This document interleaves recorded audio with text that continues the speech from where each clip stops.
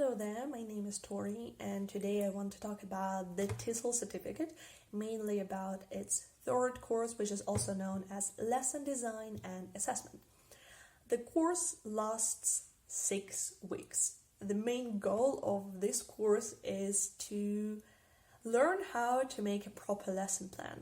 So after each week, you had a test and I had a test, not you guys. I had a test and I also had to write like a small part of the lesson plan. So in the end of the course, I had a full lesson plan which consisted of, let's say, warm-up, also what we got, objectives, objective discussion, also something about the instruction, also guided practice, independent practice, and assessment. Yep, I guess I covered everything up. So the course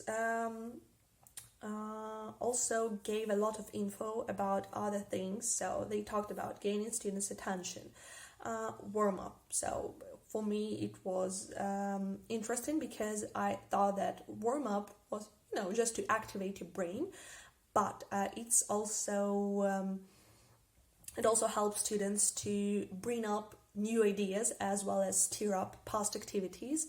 They also talked about objectives and objective discussion. By the way, I've never heard was an objective discussion before this course. They also talked how to make a proper instruction. You need to use teacher talk as well as make things conversational, which was a surprising fact because I honestly thought that when you add personal details, that's inappropriate, but turns out it's completely appropriate. They also said that there were like two ways of giving instruction, is either teach, model, question, or model, infer, elaborate.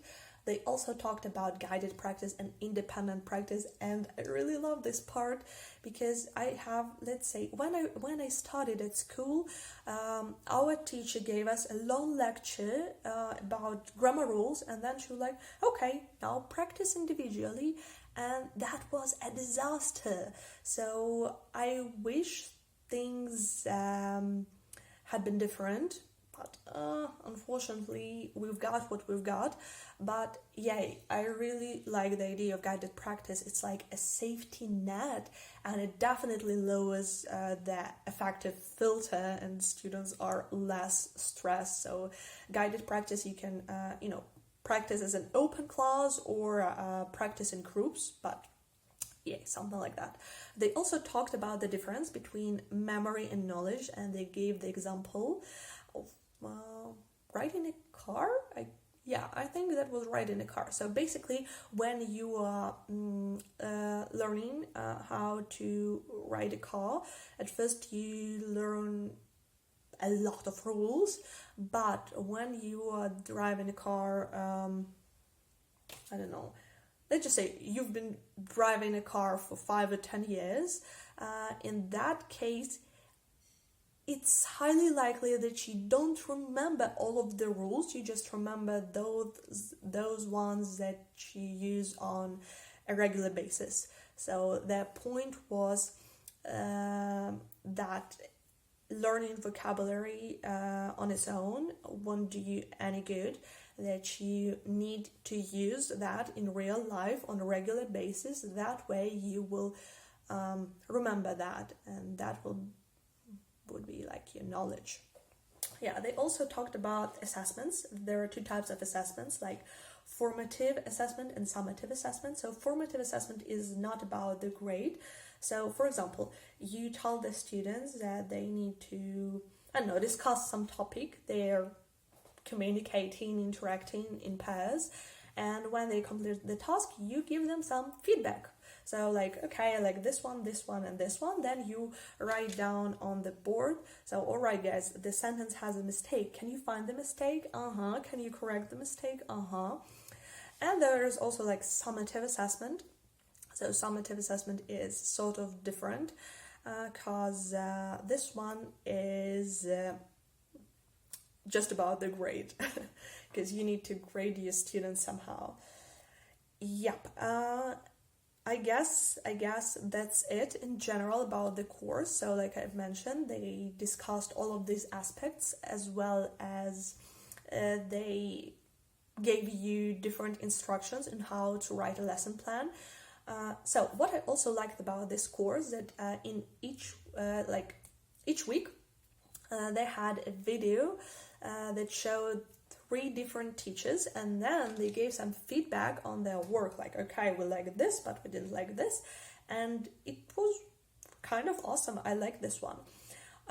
Also, what I liked about this course, again, a lot of information, but it was really really informative, and let's just say I like this one. But on the scale of 1 to 10, in terms of difficulty, I would say this one is a 10, because I had to watch some of the videos twice because I didn't understand everything immediately. I also had to rewrite my lesson plan like 3 or 4 times because I didn't understand all of the aspects. And I felt upset because of that, because I want to be smart, and when I don't understand everything like straight off the bat, I'm like, I'm dumb. But yeah, finally, like, I got the hang of it. I understood how to write a lesson plan, which is good. Yep. So let's just say my feedback. This course is very difficult, but I really liked it. I like the structure, I like the teachers, and I can finally tell you I love the feedback. Maybe I just get lucky, but let's just say at first I don't remember which part was that, but I think like guided practice and independent practice, I did it absolutely incorrectly, and one of the students was like, okay, that's not what they are looking for, and this guy even wrote like a full paragraph for me on what's wrong. And then let's say I decided to rewrite that. I spent, I think, an hour and I rewrote completely my guided practice and independent practice. I sent it again, and after that everything was correct. And also I got proper feedback on my lesson plan. Like one of the students told me like what they liked and what they disliked, and I was like, yay, finally proper feedback, something like that. So still in this course, like in the previous two, there is like peer review. So basically you're reviewing your colleagues' lesson plans, and they are reviewing yours. So, and something like that. But like I said, maybe I get lucky, but in this course I got a lot of feedback from other students, and I absolutely loved it, because at least I knew that I was, moving in the right direction. So what else I wanted to tell you? Yeah, you can rewrite the tasks. I wanted to tell you that. I don't know, I decided to be a perfectionist this time, and I remember I had this final task, so I wrote it. The first time I got like 86%. I was like, okay, maybe I'll write it. The next time I got 99, and I was like, I want 100.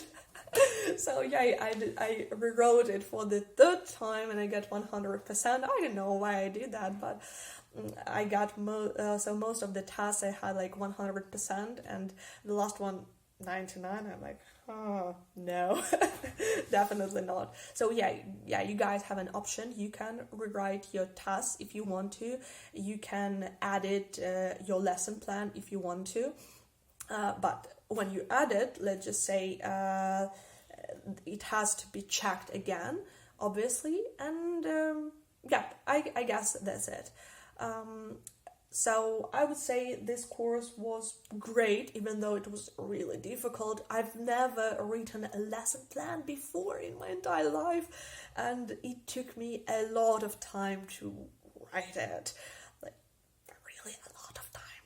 But if you have teaching experience, probably this will be easy peasy for you, and I wish you good luck with this course for those who are planning to take it. It's difficult but manageable, let's say it like that. But if you have teaching experience, especially in writing lesson plans, this course will be just a piece of cake for you. Yep, I guess I'll end this video like that. Good luck, and if you have any questions, you can write down in the comments, and if you like this video, please like and subscribe. Bye bye.